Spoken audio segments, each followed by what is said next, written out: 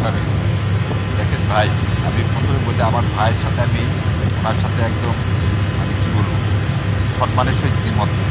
প্রথম জিনিস হচ্ছে কোন ভাষা ভাই না আদল প্রথম জিনিস হচ্ছে এই আট দল করেছেন এবং আট দল বাংলাদেশ জামাত ইসলামের নেতৃত্বে অন্যরা সবাই নেতৃত্বের একটা আট দল।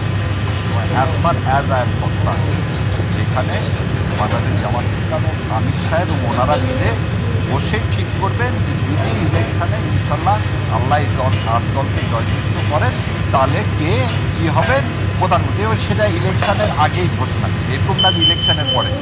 এটা একটা জিনিস বলে দ্বিতীয় একটা কথা বললাম, ওনার আর একটা কনসার্নে আমি দ্বিমত পোষণ করি।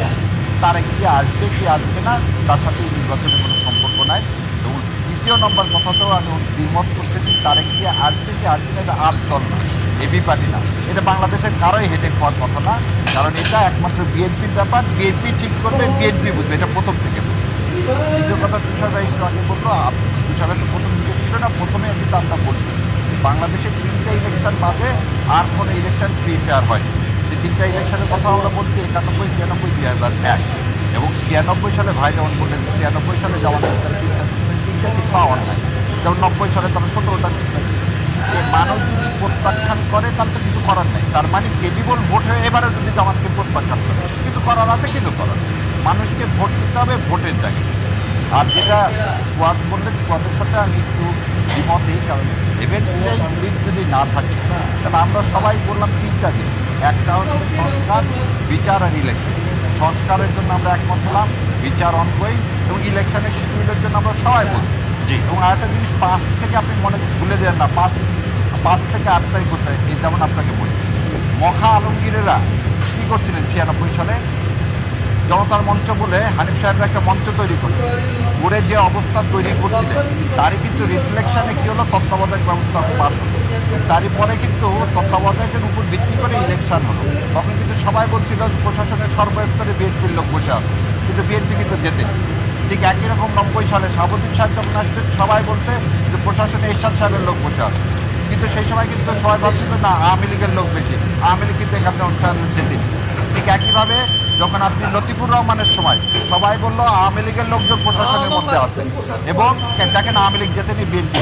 সো লেভেল প্লেইং ফিল্ডটা, উপরের লোকটা যদি শক্ত হয় তাহলে নিচ পর্যন্ত লোক তার যদি দায়িত্ব পালন করে, আমাদের যে দেশ যতদিন জুলাই সনদ পাস না হবে এবং ভাই যেটা বলছি ইনস্টিটিউশনাল যতক্ষণ না হবে ততক্ষণ আপনি কথা বলতে পারবেন। সো আমরাও আশা করি তুষার ভাইয়ের এই কথা যে এভাবে তুষার ভাই বললেন সেটা না, এটা হচ্ছে একটা জন আকাঙ্ক্ষার সরকার এবং এই আকাঙ্ক্ষার সরকার দেখেন আল্লাহর অশেষ রহমতের 3টা জিনিস করে মিডিয়ার বিষয়ে যেমন রিপোর্ট তিনি আদায় করতে পারলেন, মমতাজ স্বৈরাচারী শেখ হাসিনার ইউএনের কাছ থেকে রিপোর্ট আদায় করালো তার জঘন্য হত্যাকাণ্ডের জন্য, এবং এই সরকারের সময় দুর্ভিক্ষ হয়নি, আল্লাহর ইচ্ছে 74 সালের মতো লক্ষ লক্ষ লোক মারা যায়নি, এবং এই সরকার একটা ভোটের জন্য একটা পরিবেশ তৈরি করছে। ভোটের পরিবেশের জায়গাতে আইন শৃঙ্খলা পরিস্থিতি স্থিতিশীল হচ্ছে না, এইটা পারলো না। শোনেন সব কিছু যদি আইন ওই যে ভাই যেমন বললো না, আমি একটা কথা বলি, ভাষা ও ছন্দ কবিতা লিখছে রবীন্দ্রনাথ ঠাকুর, এখানে ঘটনা সত্য আর বাস্তব সত্য নিয়ে বলছে। আপনি ইলেকশানে যে ফুয়াদ বললো, আপনার প্রথমে বাংলাদেশ জামাত ইসলাম বলছিল টেস্ট কেস হিসাবে আপনারা লোকাল গভর্নমেন্টে ইলেকশন দেন, বিএনপি বলে না না না এটা দেওয়া যাবে না, একবারে আপনি পার্লামেন্ট ইলেকশন।